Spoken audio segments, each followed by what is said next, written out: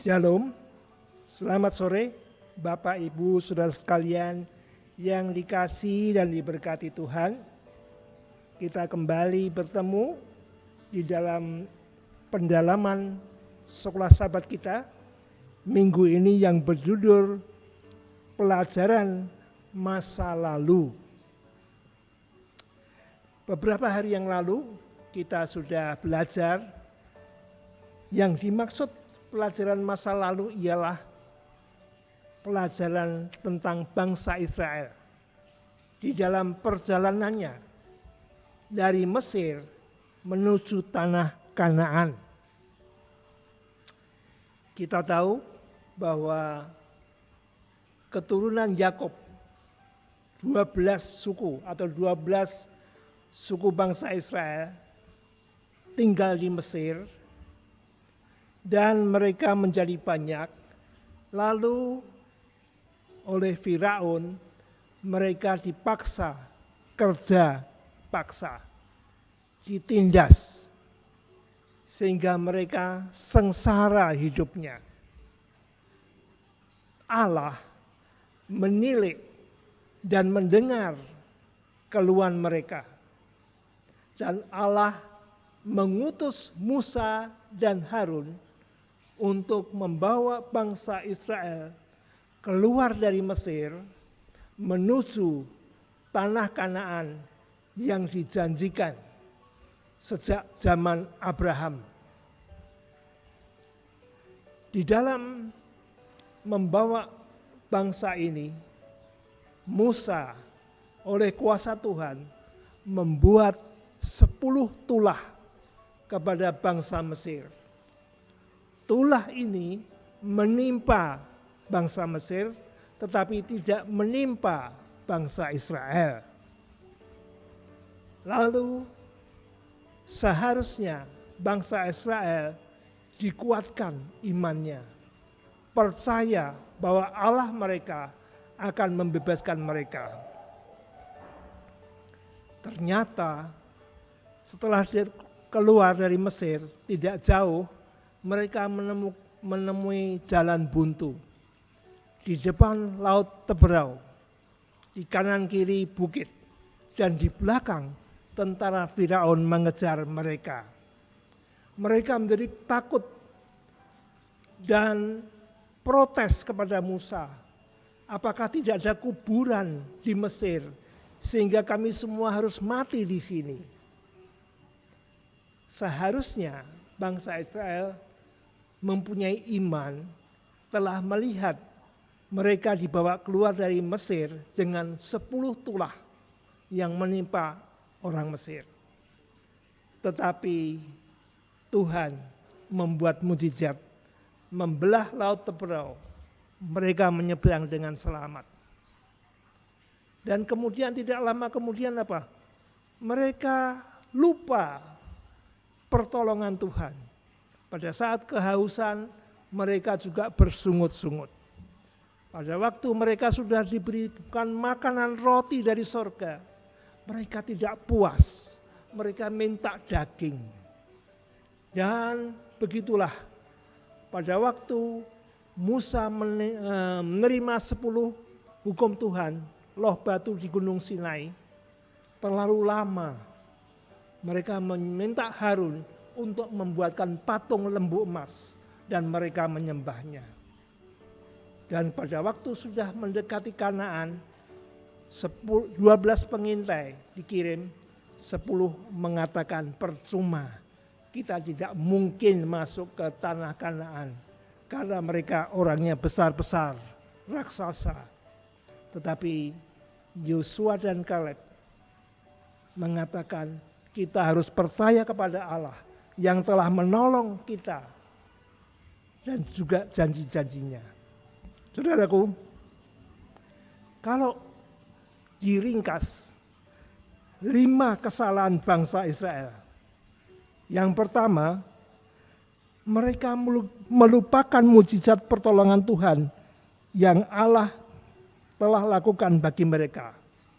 Mereka lupa tulah yang menimpa bangsa Mesir. Mereka lupa laut teberau yang bisa dilewati oleh mereka. Mereka lupa bahwa Tuhan telah memberikan air dari batu karang. Maka setiap masalah mereka kemudian bersungut-sungut. Yang kedua, tidak mempercayai Allah. Dia sudah melihat tulah itu, tapi waktu menghadapi laut teberau takut dikejar tentara Firaun. Lalu pada waktu mau masuk Kanaan, mereka takut dengan bangsa-bangsa Kanaan. Tidak percaya kepada Allah.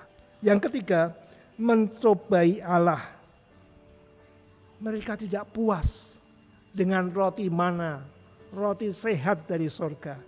Mereka minta daging.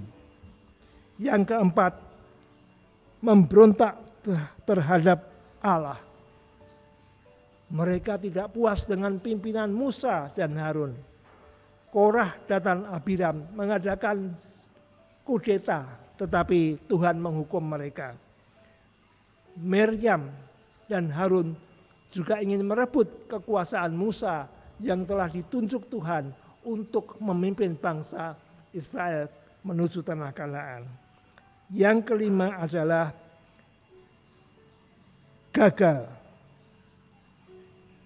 menuruti hukumnya, perjanjiannya, dan kesaksiannya.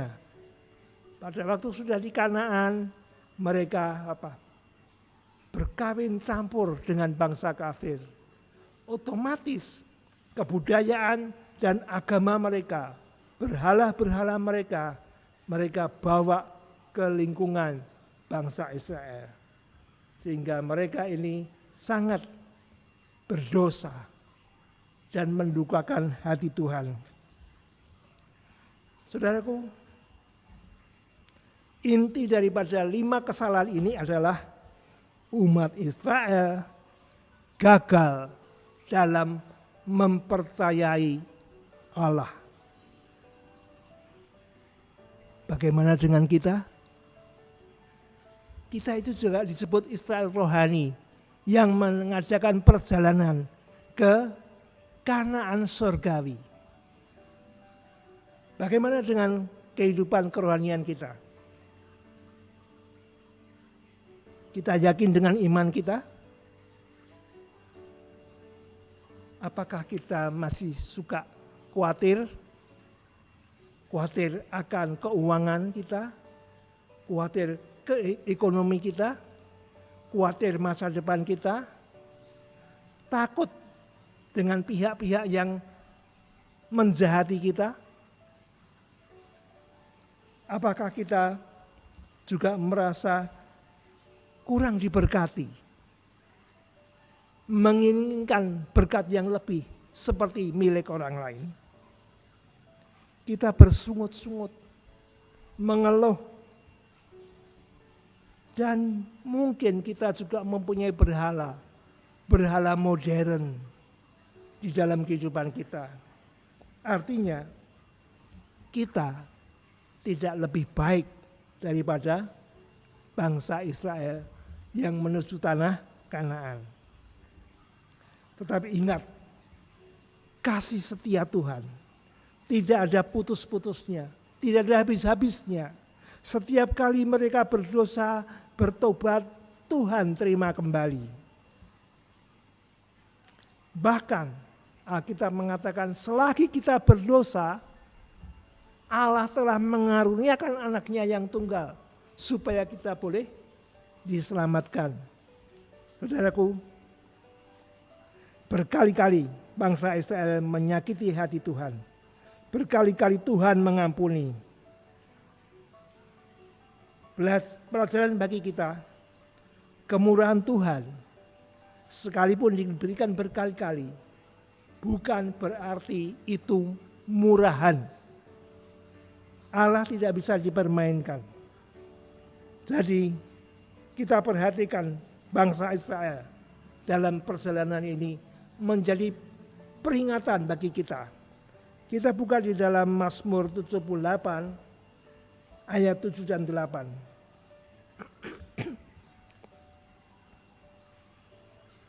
Mazmur 78 ayat 7 dan 8. Supaya mereka menaruh kepercayaan kepada Allah dan tidak melupakan perbuatan-perbuatan Allah, tetapi memegang perintah-perintahnya. Dan jangan seperti nenek moyang mereka, angkatan pendurhaka dan pemberontak, angkatan yang tidak tetap hatinya dan tidak setia jiwanya kepada Allah.